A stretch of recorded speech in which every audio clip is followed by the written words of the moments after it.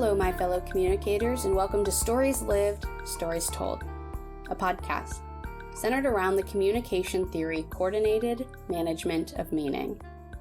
Coordinated Management of Meaning, or CMM, claims that persons in conversation co-construct their own social realities and are simultaneously shaped by the worlds they create. In other words, we get to create the social worlds we exist in. And we have to recognize that those social worlds we create influence us too. Over time, CMM has continued to evolve from a purely academic theory into a real, tangible practice, one that each of us can use in our own lives, with the goal of creating better social worlds by understanding our patterns, the way we engage in storytelling, and our role in the creation of those social worlds. Today we are exploring one concept that is really helpful as we continue to center our focus on the how. CMM acknowledges many other approaches to communication focus on the what, or the content of the message. But equally important and way less understood is the how, as in how we communicate our message, how we interact and engage with others, and how we show up. Today, we're learning about genuine curiosity. Genuine curiosity. This is a concept that Alex and I talked about in our last conversation episode together. Now, she used the phrase genuine inquiry. I'm going to call it genuine curiosity today, but they both really get at the same thing. The way that Alex explained that she has come to understand CMM, and more specifically how to integrate CMM into her life, is to think about it as a process. That process starting at imagination, and then moving to genuine inquiry, and finally to embodied realism. Moving from theory to practice, from just imagining what her interactions and relationships could look like when using CMM, to actually using CMM, embodying it in her everyday life. But in between those two is genuine inquiry, or genuine curiosity. I'm not going to give a textbook definition for genuine curiosity right now because I really think it can look like and feel like many things to different people. There's a lot of ways to express or embody genuine curiosity. So I think as we move through the rest of this mini-sode, be thinking about examples of it in your own life as I talk about examples of it. As you come to understand it, we'll build our definition together. So if we're wondering what role genuine curiosity plays in our lives or how we would actually use it, we can think about it in the same way we say that CMM is one approach to your life and relationships. Genuine curiosity is also an approach, and it goes hand in hand with CMM. We want to approach people, experiences, ideas, emotions with genuine curiosity. And like everything in our CMM approach, it's a choice. It's a choice we make in every moment how we are going to show up.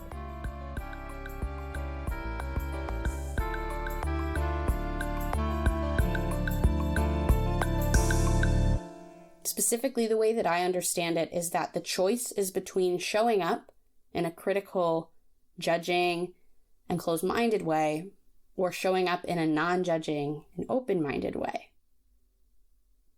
Now let me pause here. This is not to say that we should never be critical of the ideas and systems that we encounter. We absolutely have to be. Like Sarah Hayden said in our conversation with her, we always have to be asking ourselves, how does blank, whatever's right in front of you, how does this help us achieve our goal? And does it? And what would do a better job instead? But especially as we approach other people, we have to recognize how if we bring criticism and judgment to people right off the bat, before even hearing what they have to share, that if that is our approach, instead of genuine curiosity, genuine inquiry being our approach, then that really does have the power to end the possibility of any kind of conversation that is meaningful, intelligent, loving, and connecting. And you might recognize that meaningful, intelligent, loving connection are the things that make up Alex's MILK acronym of what she said she was looking to create in her interactions. So if we also buy into that, if we too say we want milk conversations, then it's really important to use genuine curiosity as our approach. So what does it mean to be genuinely curious? I think someone who is genuinely curious is looking to understand for the sake of understanding and deepening the relationship. One distinction we make when we're talking about communication, and specifically how you show up when you're the listener in a conversation, is the difference between listening to respond, which means you're not really paying attention to what the other person's saying. You're just waiting until they stop or take a long enough pause where you can interject with your response that you are going to say, kind of regardless of whatever they said. But instead of just listening to respond, the other option is to listen to understand. So you're really listening to hear that person and asking questions to further your understanding, and then using that to formulate your response. So let's use Alex's language, genuine inquiry. Inquiry. It's inquiring, it's questioning. But how are we questioning? For example, you can ask why of someone or something. And again, you should be asking why. But the way we say it or the way we bring the question to someone matters a lot. That's why step 2 of Alex's process is not just inquiry. It is genuine inquiry. That's an important distinction that she makes there. This is kind of a funny story, but I was with a 2-year-old recently, and I was watching him interact with his parents, and he just kept asking why. So what was happening that I saw is that he would ask why, get a response, not take in that response at all, and ask why again. Now, the reason he probably didn't take in the response is that he is 2. But the same thing happens for a lot of adults.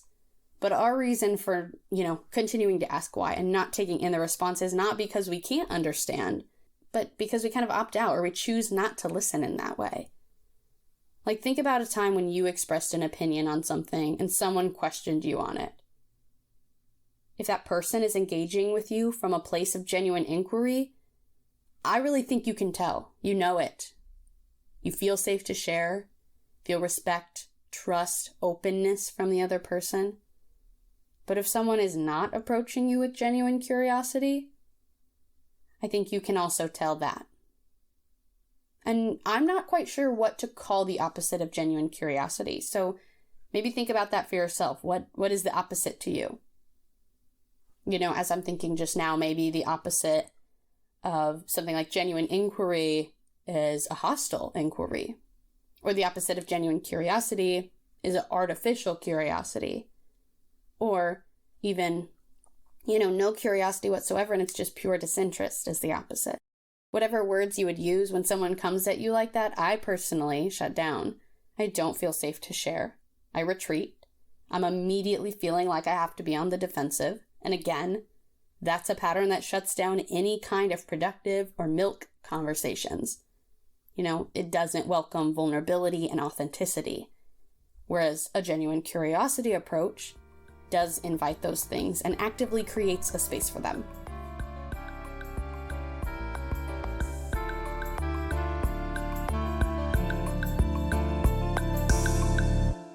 One way we can see genuine curiosity working together with CMM is by returning to the LUUUUTT model.